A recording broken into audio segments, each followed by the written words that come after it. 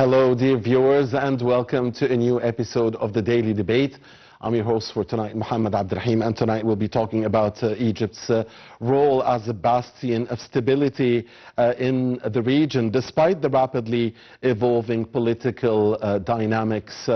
And we have the pleasure of having with us here tonight in the studio Ambassador Youssef Zadah, who is also a member of the Egyptian Council of Foreign Affairs. A very good evening to you, Ambassador Zadah. Thank you for joining us. A lot is happening in the region, and wherever there are developments in the region, Egypt is always positively involved, again, the cornerstone of stability in this part of the world, the heart of the world. This is our main topic for tonight.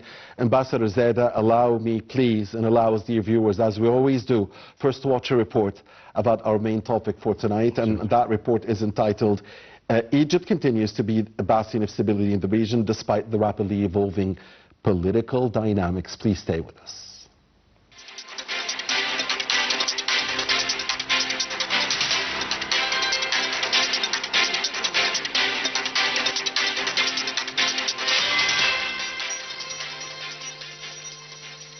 Egypt's geopolitical importance lies in being open to different geopolitical dimensions at the same time.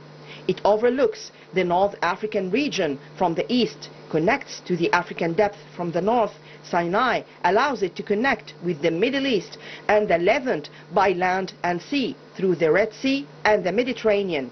And it overlooks the Arabian Peninsula through the Red Sea. This positioning gives it options to take roles on more than one regional platform simultaneously.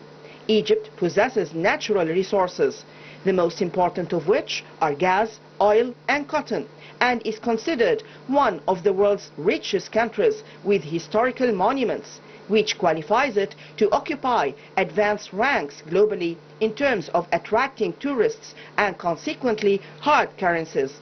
It also owns the Suez Canal, which generates regular income. Considered one of the most important Arab countries, it is a great regional power and is distinguished by its strategic importance and has an effective role in the Arab region. As a regional power, Egypt is geographically, politically and economically intertwined with the region, greatly influences the geopolitical borders and political makeup of the region. Its physical resources and its organizational and ideological capabilities on the regional arena puts it as a force that has a real influence on regional affairs. Egypt's influence through regional governance structures and determines the regional security agenda to a large extent by itself.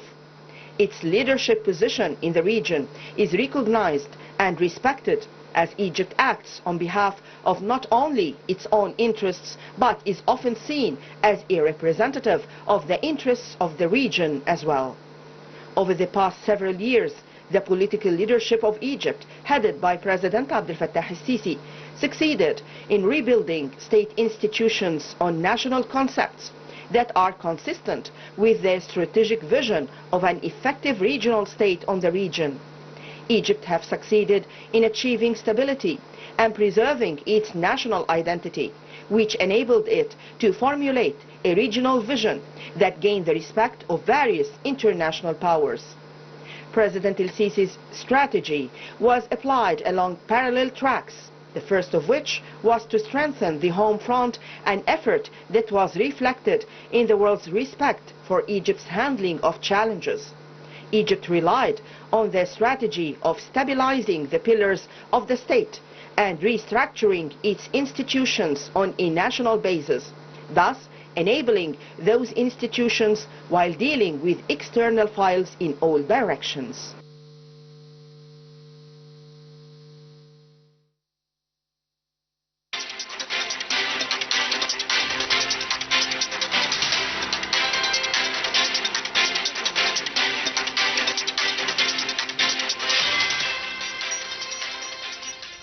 Welcome back, dear viewers. Many thanks to Manal El-Bieri and Khalid Abdelbari for this report. And we are here with Ambassador Youssef Zadah, member of the Egyptian Council for Foreign Affairs. Now, Mr. Ambassador, wherever we look around us, there are wars, conflicts, and Egypt, you know, as if it is its fate, it has to intervene, and the Egyptian interference is always a positive one.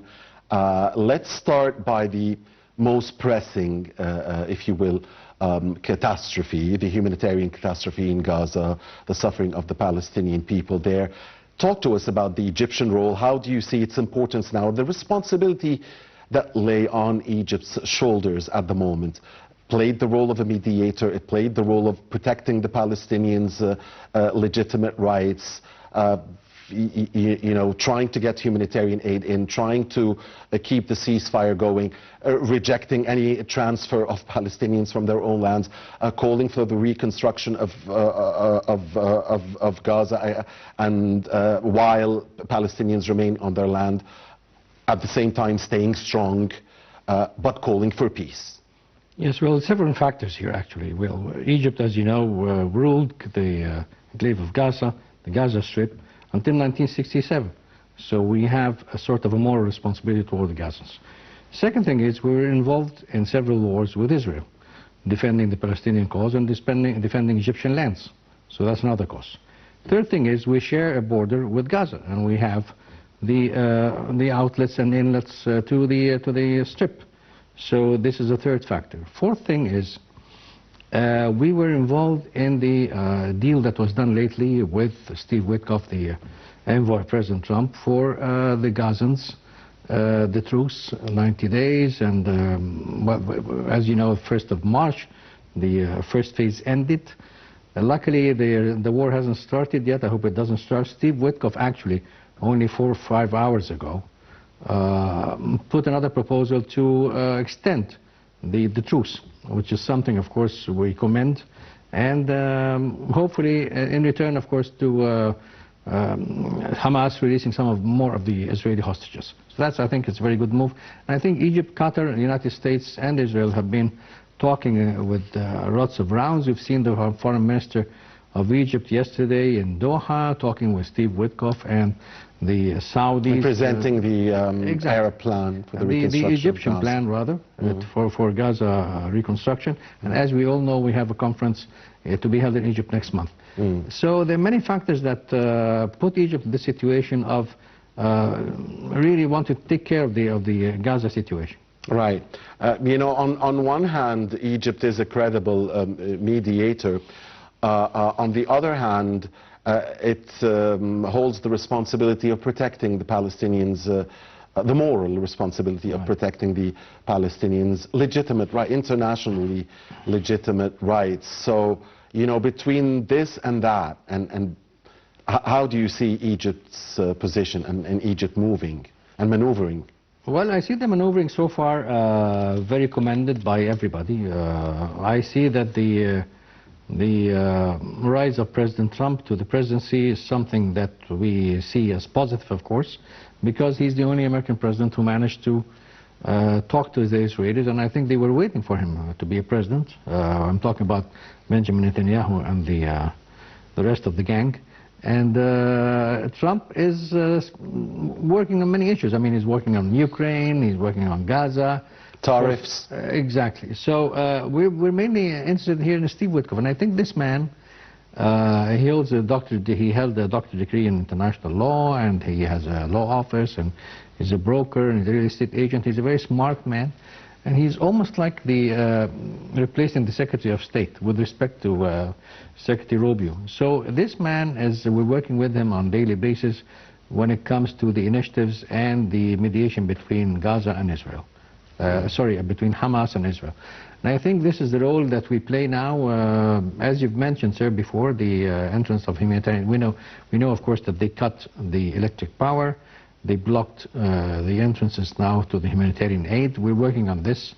And I think Witkoff put a plan a few hours ago, as I said, to regenerate the whole thing, to allow... But do you think this is going to be accepted by Hamas? I mean, Hamas has already accepted the Egyptian plan that later turned out to be the Arab plan after the Arabs adopted it in the extraordinary summit here on the 4th of March in Cairo, presided by His Excellency the President.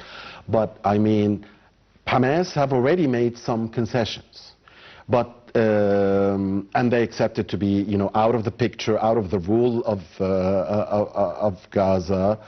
But at the same time, the hostages are the only card they have left. So they are afraid that, you know, if they let go of that card, they'll have nothing to maneuver with. So, I mean, this looks like merely an extension of phase one, and this is exactly what the Israelis wanted, and not a move towards phase two, as the initial accord enforced by President Trump dictated. So aren't the Americans backing away from the accord that they enforced? When you mentioned that, and will Hamas accept that Hamas is afraid that it might lose its grip and it's some sort of pressure on it, I think you hit the nail.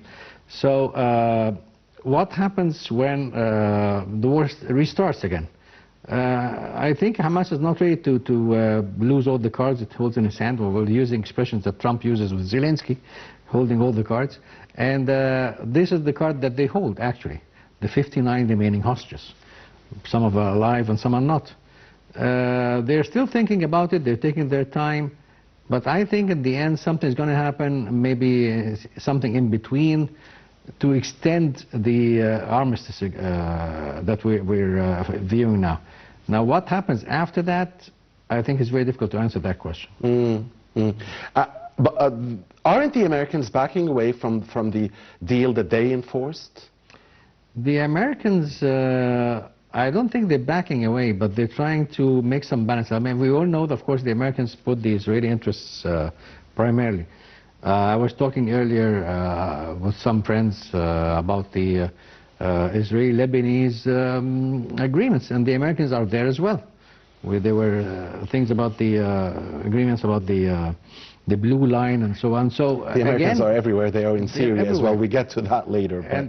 They started the Camp David Accords in '79. So the Americans, when it comes to any conflict with Israel, with any Arab countries, the Americans are there. And I think it's very pivotal for us to have the American influence on Israel, because this is the only country who can exercise some pressure. Yeah, and it seemed the Biden administration was unable or unwilling. I don't know if unable or unwilling, at least, but the end result was the war continued, the terrible war. Tens of thousands of civilians really losing their lives, many of them women and children, and the destruction that happened in Gaza. Now, we've heard Mr. Trump recently saying that nobody's going to kick no one out of Gaza. Is he retracting from the original Riviera plan that he had put forward? Exactly, and he retracted from several other things. I mean, look at the Panama Canal, look at Greenland, look at Canada. I mean, you know, this man, he's been out with so many decrees, signing so many things and showing it to everybody. And I think President Trump is a very practical man. I mean, look, he looks at the interests of the United States with his slogan, making America great again. But what we're more interested in the Middle East is what we said, and what he said earlier, as you mentioned. I think the Ministry of Foreign Affairs also issued an official declaration welcoming his remarks. We're trying to just one of the more important things is in the world, actually, not only in the Middle East, is that Trump is moving everywhere. I mean, he's moving in Ukraine, he's moving in when it comes to China, he's moving when it comes to the borders with Canada and Mexico. So this man is, you know, he's the center of everything now. And I think it's very important that we work with him to gain some points when it comes to the Gaza situation. Naturally, and His Excellency the President has said that, of course, Egypt is looking forward to working with Mr. Trump for peace in the region. Now, do you think that President Trump wants to see war ending and bloodshed totally halted in the region, mainly? Or does he mainly want the return of hostages? And I think this is important, Israeli hostages, because this is an important question. I think both are true. I mean, I do sincerely believe that that President POTUS is, you know, is sincere about halting bloodshed? Yes, exactly. Not only in the Middle East, but elsewhere. We're talking about Ukraine as well. Putting the American interests first, yes, of course, when it comes to Russia and Ukraine. When it comes to Israel and Hamas, of course, Israel comes first.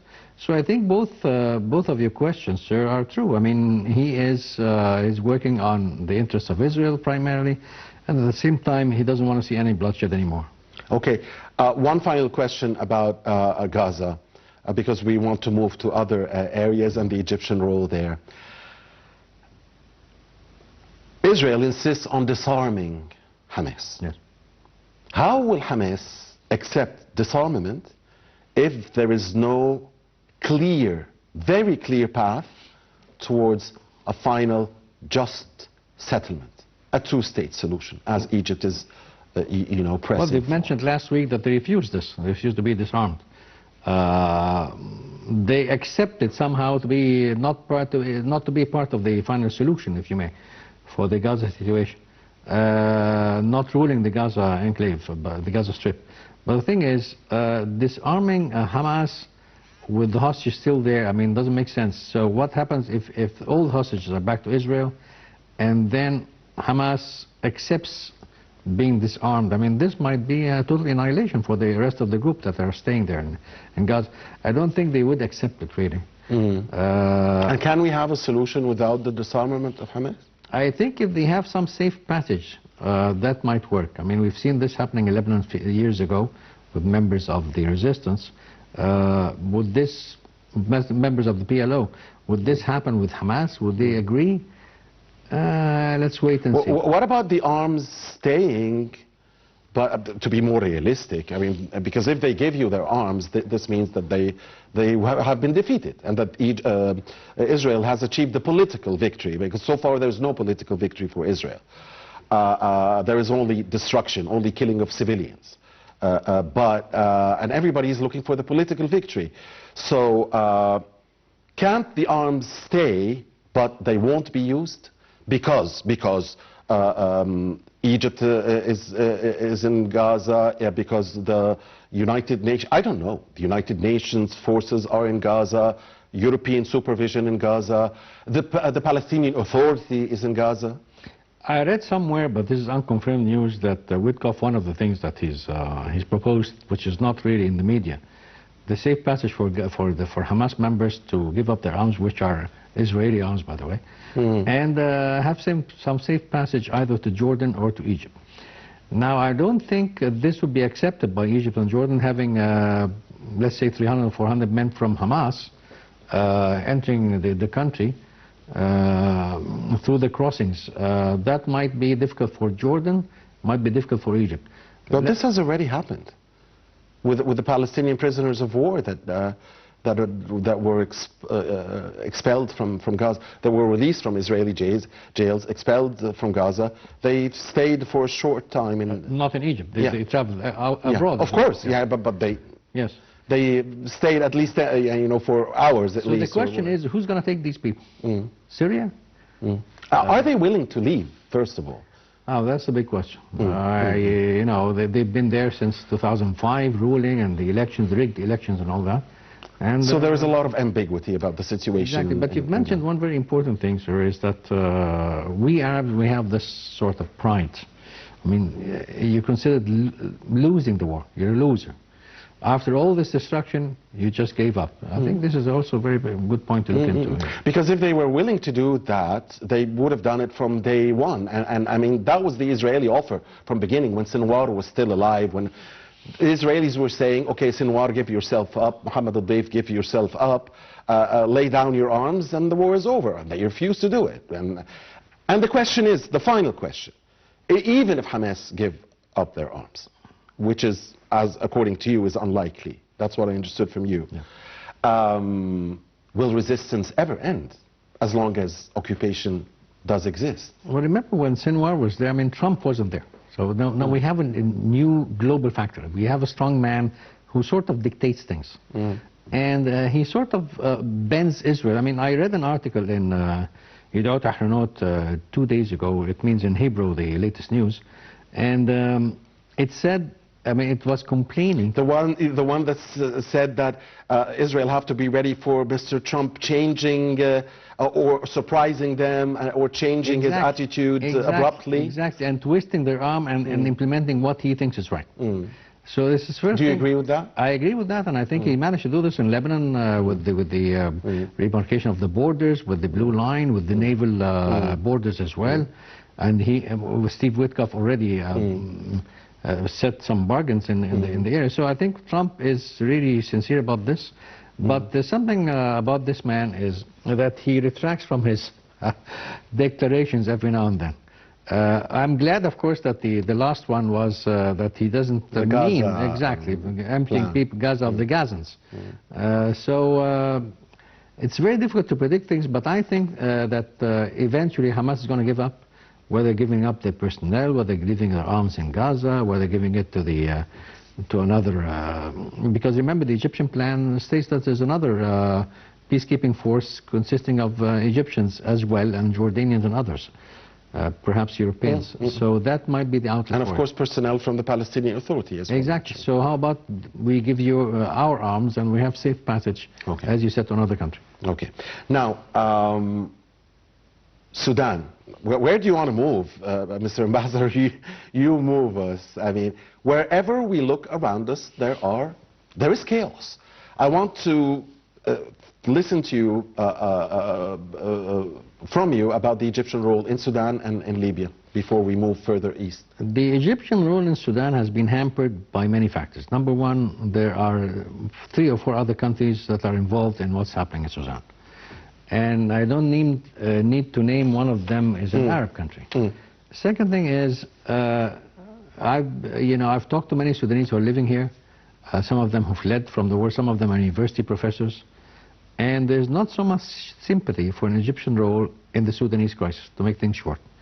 I mean, remember, these people, they have some sort of, there is some sort of animosity that goes along history. Ever since the kingdom was won, and ever since we managed to change things in Sudan with Numeri and all that. So when the Sudanese erupted in some sort of revolution or an uprising, Egypt was, they attacked Egyptian convoys on the borders. You're taking our riches to Egypt and all that. So the public opinion in Sudan is not in favor of an Egyptian role, and I think we are very wise as the Egyptian government not to intervene in something that we're not wanted into. Of course, we have something like 4 million Sudanese, as I read a few weeks ago, living in Egypt. These, some of them are very rich. They come in with the money, with the gold, and they, as we all know, they bought some properties in Egypt and all that. But this is not exactly what we're referring to, are we? We're talking about the Egyptian role in the crisis. We understand that Egypt is calling for talks between all factions, for stability, for peace, against any parallel government, in support of the Sudanese army. Is that correct? Well, remember we had some hostages released a week ago, and these were they were left in the middle of Khartoum for more than a year. And who managed to release the hostages? The Sudanese army, which is under Burhan. Right. So some things are out of our hands, but if we manage to release the hostages, this is an indication I'm saying, means that we're talking to the other party. Relations are cut with the other party, so we don't have relations with both parties. So how can you intervene or make a mediation if you're not talking to the other party? Libya. Libya, I think we had good relations with the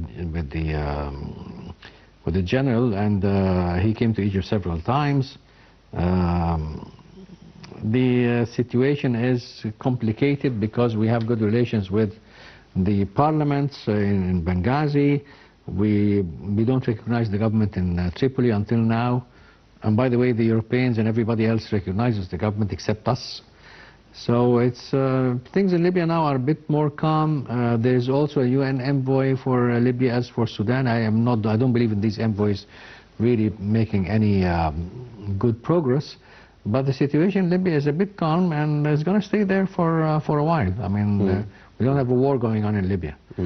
Back to Palestine, what's happening in the West Bank, the Israeli aggressions on Jenin, Tulkarm and other areas, and the forced displacement of tens of thousands of Palestinians there, and the daily killing of Palestinians in the West Bank. This, of course, has been condemned by Egypt and by all Arab countries, but what more can Egypt do to try to protect the legitimate rights of Palestinians in the West Bank in East Jerusalem? Unfortunately, and I have to say this, I think there's an ethnic cleansing as well going on in the West Bank.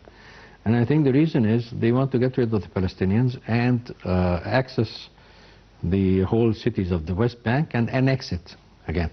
Just like the Golan Heights and, well, we don't know about Gaza yet. So I'm pretty sure that within the Trump administration, something's going to happen in the next bank, the West Bank, and Israel is going to declare it total Israeli territory. Unfortunately, I'm saying this is very bad news, but I have the feeling this might happen. So how can Egyptian diplomacy and its balanced relations with the entire world, really? Egypt has very balanced relations with all superpowers, with Europe, with the US, with China, with everybody. How can Egypt's foreign diplomacy deal with such a crisis? How best can it deal? Yes, again, I have to emphasize what I said earlier, is that the U.S. is the sole player when it comes to Israel in the Middle East. I mean, you can't enforce anything on Israel except if you're talking with the Americans. Neither the European Union, nor the Chinese, nor the Indians, nor anybody else, nor the Russians. The Americans have the sole hand. This is the only country in the world that can enforce things on Israel, and we all know why, and we know the influence of the Zionist movements in America, controlling many things, the Congress, the banking system, the media, and all that. So the support for America, for Israel, is unrelenting, and it's been there for years. And unfortunately, it's the only country you can talk with to force some pressure. So you don't think the strong European opposition to what's happening in the West Bank and in occupied Palestine in general, and its sympathy with the Palestinian cause, and the good relations that Egypt has with Europe, with the big powers in Europe, will have a difference? And not really, and I might pose the question of Ukraine. I mean, Ukraine is a European country, so has the Europeans been able to do anything? No. The Americans are now holding the cards, as Trump said. So again, even a country which is in Europe, the Europeans are unable to do anything about it. Okay. If we move east now to Syria, it's a very fluid situation in Syria, and I'm asking you specifically about that country because you served there as a diplomat. So how do you see events in Syria in general? I mean, so many events. I'll let you state them. And how do you see the Egyptian position towards these developments? Well, when I worked in Syria, there was Hafiz al-Assad, the father, a president. Not very different from his son, of course. I'll give you an example. I attended the wedding, for instance. And I was new in the country at that time. And they had photos of Hafiz al-Assad in the huge bouquets that they stand up with wooden legs in some of the weddings. And I was new in Syria, and I asked the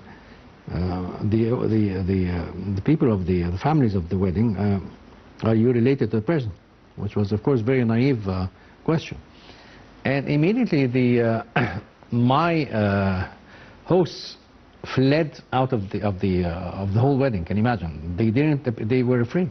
I can imagine. People were afraid to mention even the name in the streets. Unfortunately, I went to Sidnaya, which is a very notorious prison that was, I think, erected in '86, and I was there in the '90s, and I released some of the Egyptians who were there because they crossed the Lebanese borders, I mean, illegally.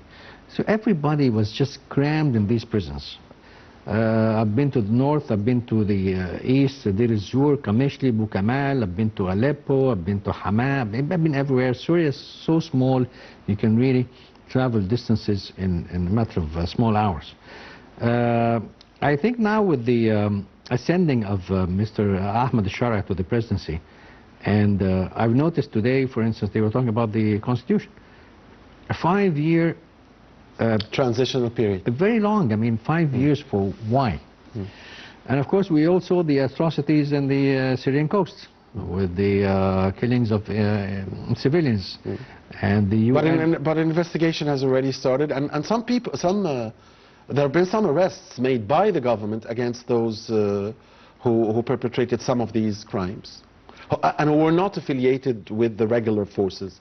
Unfortunately, that's what we understand. I don't believe so many of the things they got. I mean, I've seen some videos about the dead bodies being, you know, stripped out of the clothes, and they put the military attire on them, just to prove that these were soldiers. So I mean, it's I don't believe in him, and I don't believe that I do believe that the Egyptian diplomacy was very shrewd when we were the latest country, perhaps in the whole area, to go to Damascus and talk to him.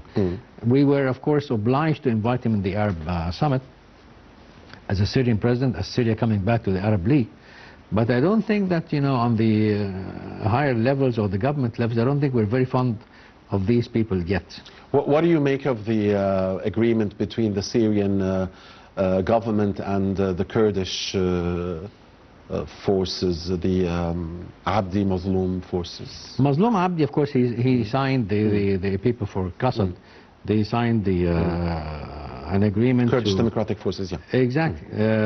2 days ago, I met many of the Kurds, and I met them, some of them here in Egypt, and they have a representative here in Egypt, Madam Laila Musa, with the office here. But the thing is, I don't think that they're going to be infiltrated in the army. I mean, he made a big mistake, the president, the ruling junta, if you like. I mean, they enforced something that they brought people, foreigners, non-Arabs, into the army. I mean, what the hell is that? I mean, if you have mercenaries in the army, how can you expect to have a Syrian army and then making some speeches saying that we're going to bring peace to Syria, no differences between sects and all that? And now Israel, of course, is talking with the Druze. We'll get to the Israeli role, yes, because it has a very negative role on events in Syria. But don't you think that this Kurdish Democratic Forces agreement with the government is a good step forward for the stability of Syria, the territorial integrity of Syria, the sovereignty of Syria, the unity of Syria? And we understand that the Americans and the Turks wanted this. That's what we understand. Again, but not the Israelis. Yes. Again, but you tell me if, exactly, sir. And again, the American role. I mean, who arranged for this agreement is the Americans again. So anything which is related to Israel, even indirectly, we find the American role. And but Israel didn't want that. Israel wanted that. Wanted this agreement? Yes, they wanted this agreement because there are many excavation of oil fields and all that in the north, where Qassad is. So Israel, they have, of course, offshore companies, and they wish to move some of the business over there. So even the companies might be based in UK, for instance. And I was talking to some of them, and they said that this agreement talks have been going on for 3 months, and with the American mediation, again, they managed to sign the agreement. Now, I don't think each party trusts the other one. They don't trust one another. But the agreement was some sort of show in the media and the TV that they're signing this agreement. It might fall. Nobody would know. But if it goes through, yes, this is something good for the unity of Syria. It is good for the unity of Syria, but remember, I mean, these people are very different. I mean, it's a different sect. I mean, we have something like 40% of a female army. The other people are sort of the old bearded Sunni extremists. But this is the composition of the Syrian demographics, and this is why everybody said, and we hope that the Syrians will follow through with the promises, that Syria has to be inclusive. It has to include everybody, because the Syrian demographics are so diverse. Yes, and they have 16 sects. I mean, they have Druze, they have Ismailiyas, they have Christians. I saw a video clip of President Shara talking in an interview with a foreign media television, and he was saying that he was imprisoned in Iraq, and he went to Abu Ghraib, also in Iraq, and he was imprisoned there. I mean, for God's sake, how can you trust these people? I mean, you know, we've seen the atrocities that were held in that underwent in in the Mediterranean coast. I personally don't trust them. I don't think the Egyptian government has so much trust in this government. I think the West also, we've seen the... well, the sanctions are being lifted gradually, right? Yes. Yes, the sanctions are lifted gradually because of one thing: they want to make business with them. Remember, they have petroleum exports, they have oil fields that are not working because they are in the northeast. But after 50+ years of rule of the autocratic authoritarian regime of father and son, Assad father and son, isn't Syria already in a better place than it was? And isn't it making at least... because there are so many difficulties. There are the remnants of the Assad regime, and everybody acknowledged that although atrocities did occur in the West, in Ladiqiyah and Tartus, but the things started from the remnants of the al-Assad regime, and that there were Iranian hands, Hezbollah hands. So there are a lot of elements playing against the stability of Syria, yet, relatively speaking, don't you think that they've already made yes, you're some absolutely sort right. of good steps You're forward? absolutely right, sir. And we've seen the jubilation in the streets of Damascus and elsewhere in the cities, how the Syrians were celebrating. Yes, exactly. Ecstatic, really. Exactly. And people in Egypt were very surprised. How come you're celebrating this and you have people who are members of Daesh and all that? They're happy because now they can talk, now they can express their feelings, now they can hold a demonstration. No more prisons. Now they are free. Exactly. Now, the balance, the equilibrium that Egypt is really basing its relationship with its neighbors, the superpowers.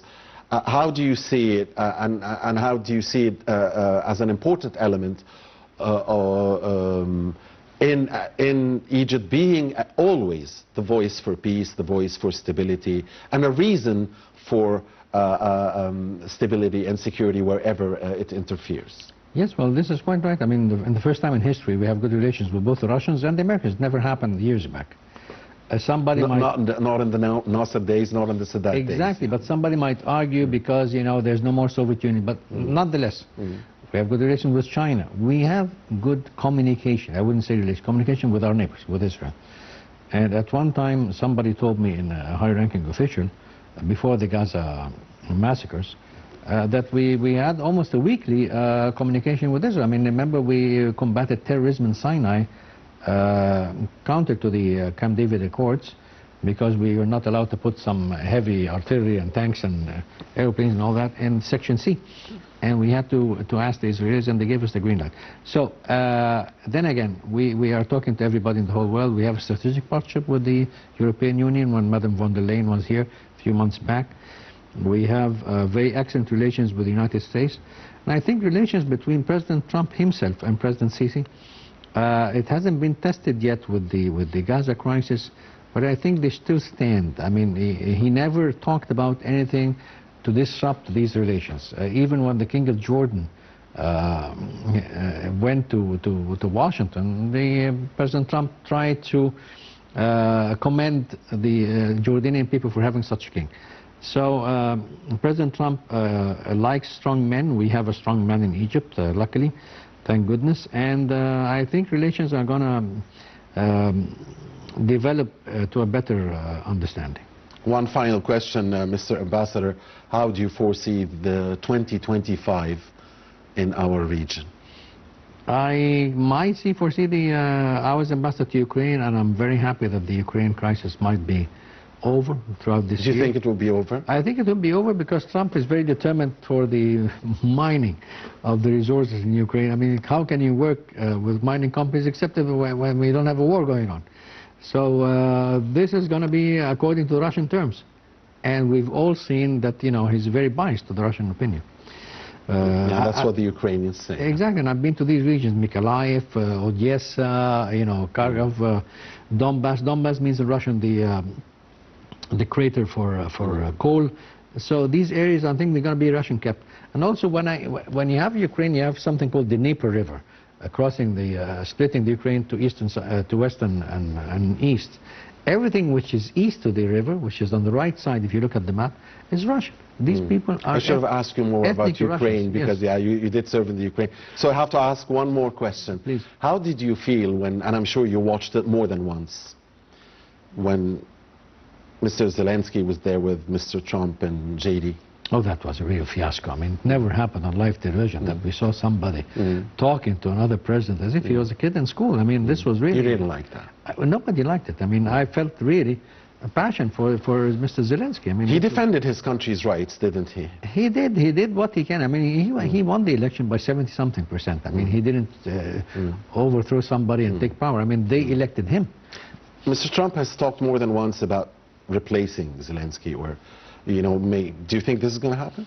Well, the elections, of course, were supposed to be in May, and as we all know, he said that we can't hold elections because we have people busy in a war. How can you hold elections when you're fighting, when most of the men are near the borders? So I think replacing him or not, when things settle down with the war ending, elections might be held. Okay, and you think 2025 will see an end of the Ukrainian An end of Ukraine. Russian war? I wish I'd say the same about Sudan. I think it's very complicated. When it comes to Gaza, I think better things is going to happen, even if Inshallah. we have... Yes, inshallah, I hope so. Thank you very much, Ambassador Youssef Zadah, member of the Egyptian Council for Foreign Affairs. It's been a great pleasure. Thank you, sir. My Dear pleasure. viewers, thank you for watching this episode of the Daily Debate. We'll leave you with the second report here tonight, and it is under the title, Egypt's Move Towards Dynamic Policy That Keeps Peace with Global Challenges. Please stay with Night TV.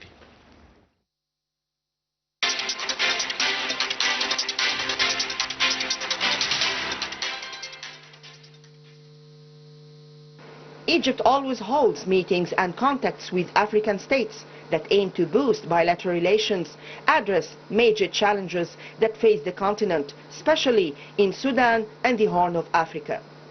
Cairo's efforts to protect its interests in the Horn of Africa and the Nile Basin are linked to wider continental goals, which include boosting trade, investment and development potential. Egypt also addresses security in the Red Sea. Foreign Minister Abdel underlines the need to support security and stability in the Horn of Africa and secure maritime navigation in the Red Sea. Egypt is looking at a long-term alliance rather than an exchange of visits to various countries. Cairo attaches great importance to sending the message that the security of the Red Sea is the duty of littoral states, and that the presence of non-littoral states in the Red Sea will not be tolerated. Cairo has taken several important steps in coordination with Mogadishu and Asmara that are likely to contribute to peacekeeping and peace-building efforts in Somalia. They include taking part in peacekeeping efforts in Somalia and the participation in the African Union Support and Stabilization Mission, AWSOM. Egypt has repeatedly expressed the need to preserve the unity, stability and integrity of Somalia as part and parcel of security in the Red Sea. Egypt urged African Union partners to provide sustainable funding for AWSOM and support the Somali army in combating terrorism and protecting the state. AWSOM officially replaced the UN-mandated African Union Transition Mission in Somalia, ATMIS, on the 1st of January. Foreign Minister Abdel highlighted Cairo's opposition to unilateral actions that impact shared water resources and stressed the need to abide by international legal frameworks and the importance of Nile Basin countries resolving water issues consensually. He also stressed Egypt's ongoing commitment to South Sudan stability and development, pointing out Egypt's active involvement in projects related to irrigation, electricity and water resources. Water security was also discussed during Abdelati's meeting with his Sudanese counterpart, Ali Youssef al-Sharif. Both downstream countries stressed the need for continuous coordination and cooperation to safeguard water rights and ensure Nile Basin states adhere to international law. January has also seen phone calls with Mozambique's acting foreign minister and the Congolese, Guinea-Bissau, Kenyan, Chad and Cameroon foreign ministers all aimed at boosting bilateral relations, tackling regional issues and exploring ways to develop the continent.